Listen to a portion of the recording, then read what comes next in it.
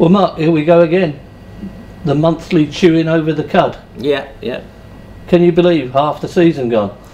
Is it that much already? Wow. Nearly Incredible. 23 games. Yeah. We're doing all right, Johnny. Really good, settled, calm, you know, no big dramas. So fingers crossed that carries on for the rest of the season. All ticking along nicely. Now we're going to read you a few questions. Of people that it's not ticking along nicely.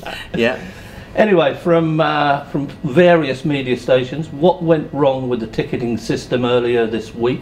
Obviously referring to the Charlton Athletic game. Yep. Several comments that Ticketmaster seems to be an inferior system to our previous one, i.e. games not appearing on the website on time, errors when trying to order tickets, etc, etc. I think there's two separate questions there. One about Ticketmaster as a ticketing system, and obviously with the problem that we had on Monday. We investigated Monday. There was a glitch in the system. It was specific to season ticket holders that were also shareholders that were only being allowed to purchase one ticket at a time in their basket. So we quickly realised that was the case, and the glitch was sorted out in a timely manner during that day, I believe.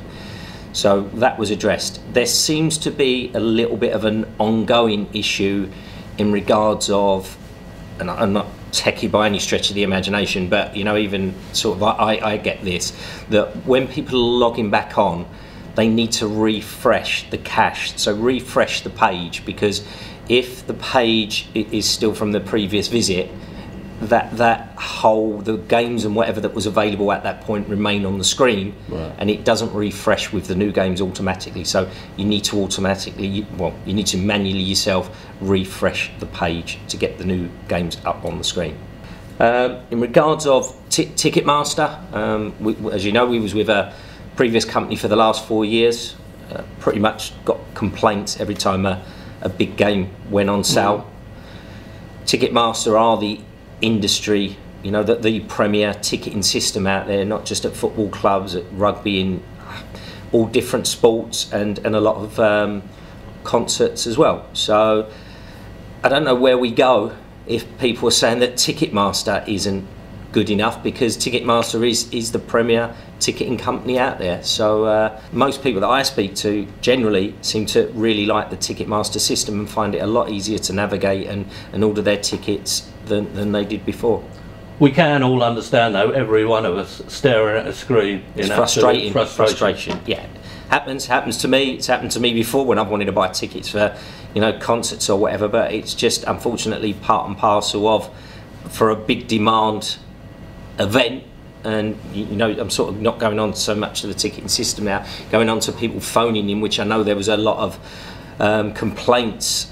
Although we didn't actually get a lot sent into the club that I'm aware of, it was a lot of people I saw on social media complaining about the phoning in. But unfortunately, when you've got 3,000 as a round figure, and you got X many thousand ringing in for them 3,000, it just causes a logjam. And unless we've got 1,000 people sat waiting to take the calls in that first, especially the first few hours or so, you're going to have a lot of issues, you know. And unfortunately we did. Yeah. Okay. From the masses, although we will keep looking at it, we keep looking at ways to improve, and as we did with the old ticketing system coming onto Ticketmaster, which, as I say, most people I speak to seem to think it is a superior ticketing system. Okay.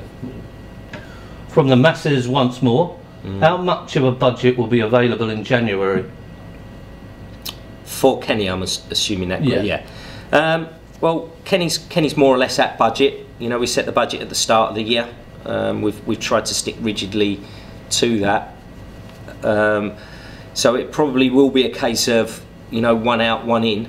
I dare say if there was someone extra special that everyone thought was going to make a huge difference to the squad, not just for this season, maybe for future years, then that would be a discussion that the board of directors would have. But as we currently stand, it's not like we're desperate. We're in a relegation fight at the moment, and we're just hovering above the relegation. And it was clear we had to make some signings to keep our position in the league. Everything's going pretty well. We're on the edge of the playoffs.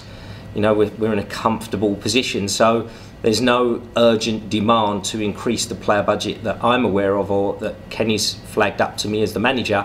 There's definitely not been anything coming the other way from the board saying we're going to go a little bit gung-ho in the transfer window. So at this minute in time, it will be a case of, you know, one out, one in, just trying to balance the book sensibly, as we promised supporters that's what we would do as a board of directors.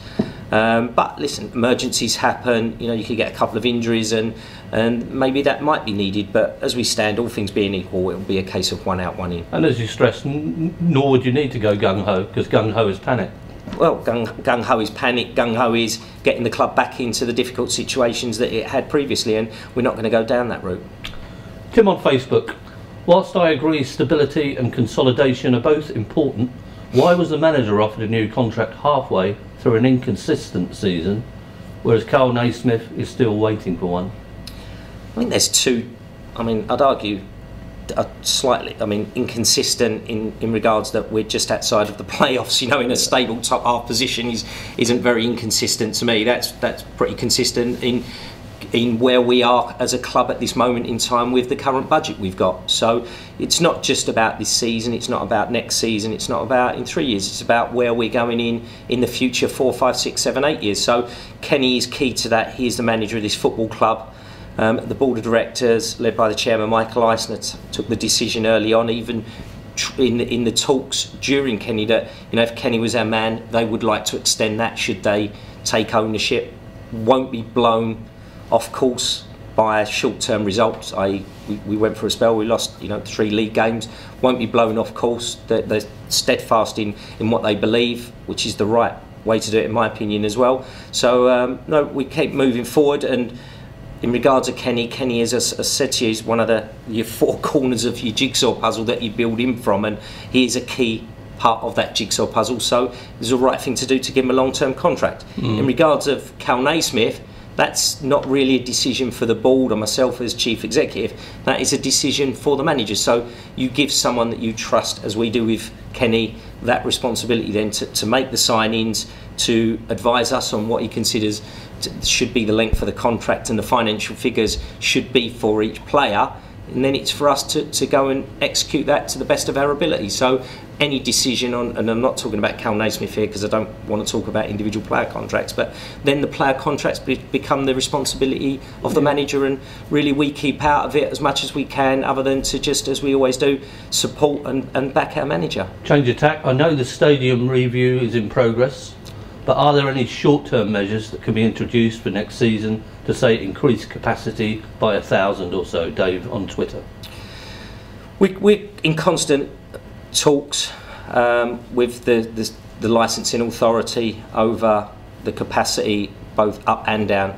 So we're currently working with them at this moment in time on a programme of works that gets us to the end of season and the works that has to be undertaken during the summer period. But it wouldn't be right for me to put pressure on people by saying that we are looking at increases in capacity, and likewise I wouldn't want to comment on any potential reductions in capacity. All I can say is that everything that we are doing is, and we are confident of at least maintaining our current capacity, and we're working towards that. Whether there's anything that can be done in the short term to increase that is something that we're in talks with the local licensing authority about.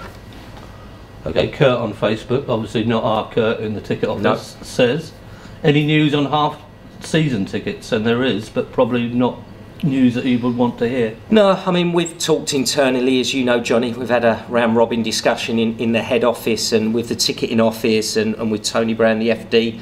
I don't think it's something we're going to be looking at this year.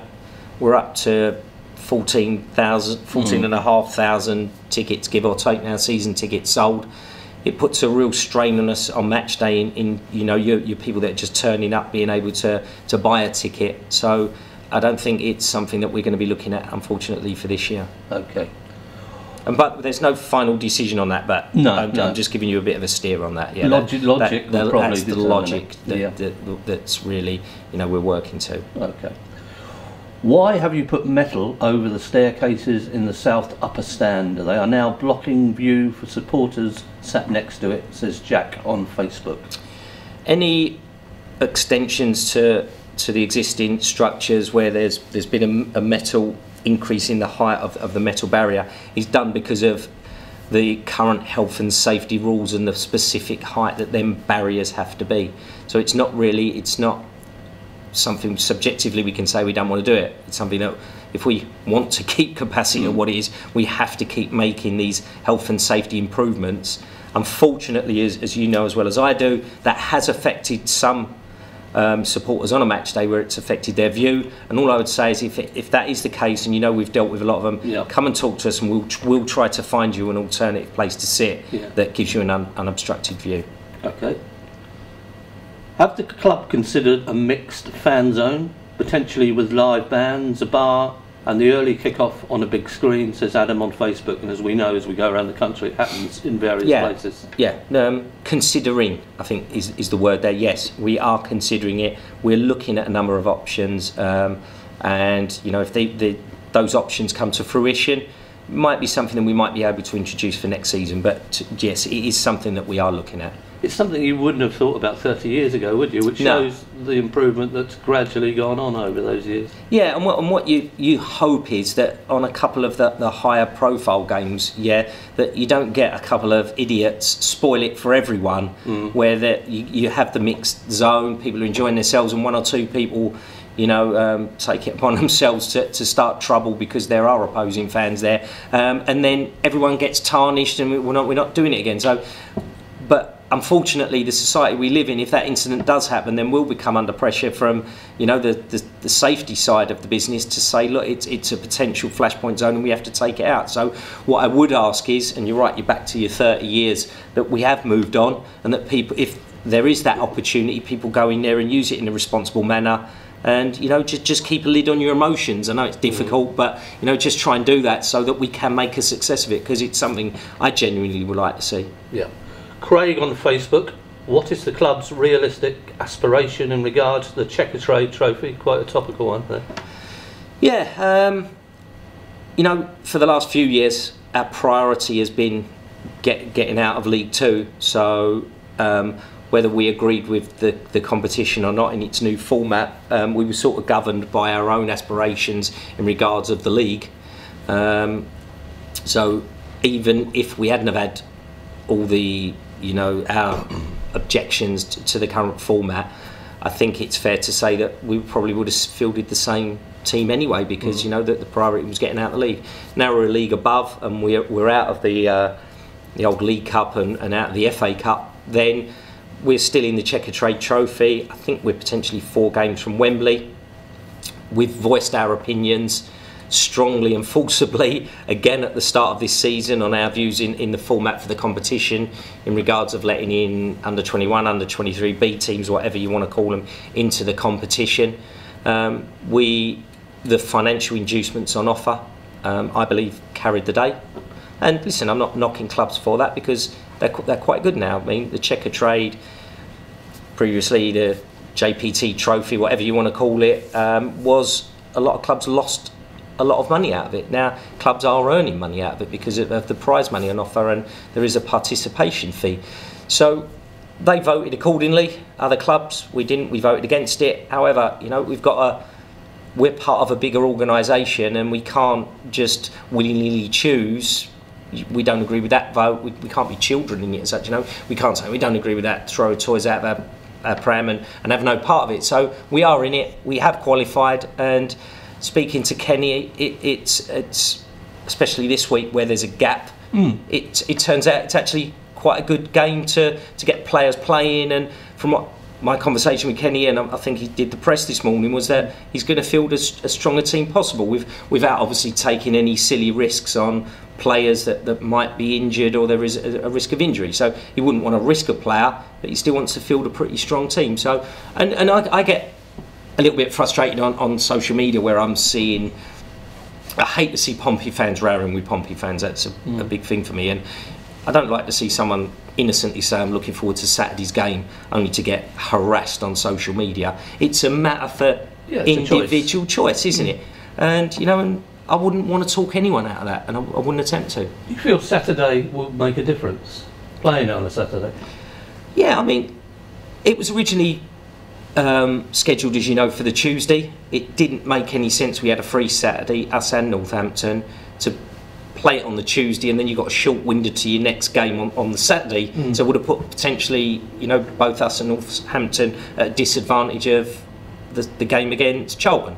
It will be, yeah. So it made sense to bring it to the Saturday. It made sense as well because a lot more people can come to the Saturday games. Even Tuesday night league games, the attendances drop off because people struggle to get there after work and kids have got to get up for school and that. So it fits for that. It also fits as well in regards of the Football League via iFollow are going to be trialling, we're one of the guinea pigs in inverted commas for the potential iFollow supplier in regards of the feed from the cameras that we get. So you know, it's, if people are not coming to the game, then they can obviously sit at home and pay on the day and watch this game, and we can see how that works out as well. So for a number of reasons, it works out pretty well for us this Saturday.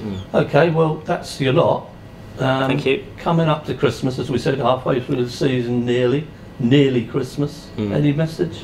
Just, I think this is going to be our last show before Christmas, so just want to thank all Pompey fans for your support this year, as ever. And if you're travelling over Christmas, you're doing anything with the family, just stay safe, enjoy it, come to football, enjoy the football. Hopefully we can put a bit of a show on here over the Christmas period.